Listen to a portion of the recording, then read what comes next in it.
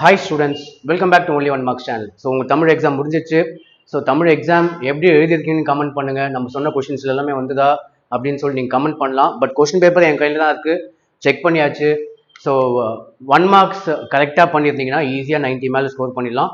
எல்லா கொஷின்ஸுமே வந்திருக்கு.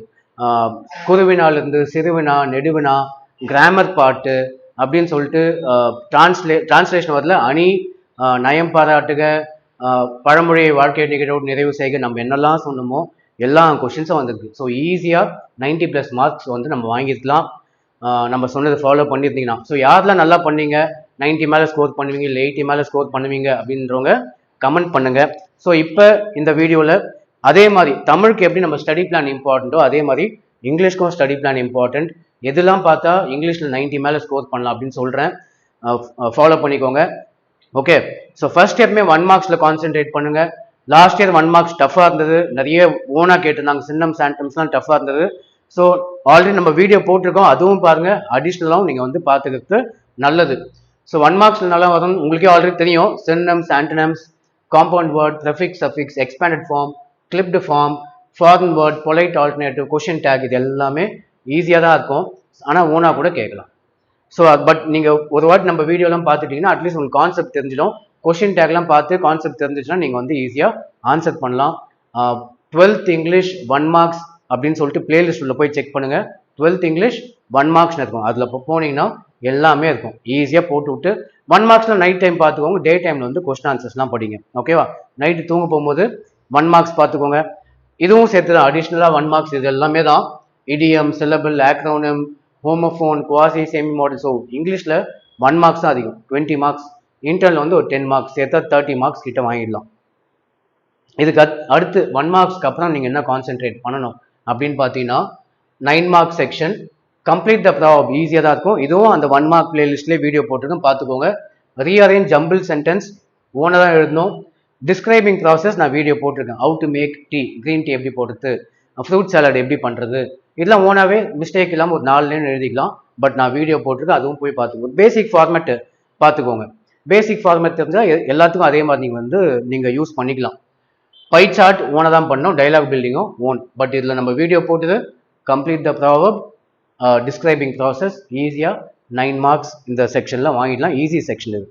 Next very important section அப்படின்னு பார்த்தீங்கன்னா 35 மார்க்ஸ் செக்ஷன், செக்ஷன் 4 நினைக்கிறேன். இது 35 மார்க்ஸ். இந்த செக்ஷன் தான் மார்க் இருக்கிறதுலே அதிகம். So prose paragraph question first 4 lesson பார்த்தா போதும். Poem paragraph question first 4 lesson பார்த்தா போதும். ஸோ ப்ரோஸும் போயமும் நம்ம சேனல்லே வீடியோவே போட்டிருக்கோம், எக்ஸ்பிளனேஷன் வீடியோவே இருக்கும்.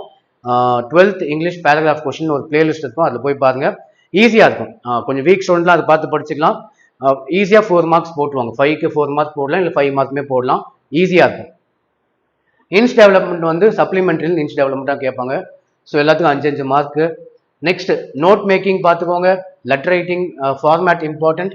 ஸ்பாட் டேரர் பார்த்துக்கோங்க. ஸ்பாட் டேரர் நம்ம சேனல் வீடியோவில் இருக்கும், போய் பார்த்துக்கோங்க.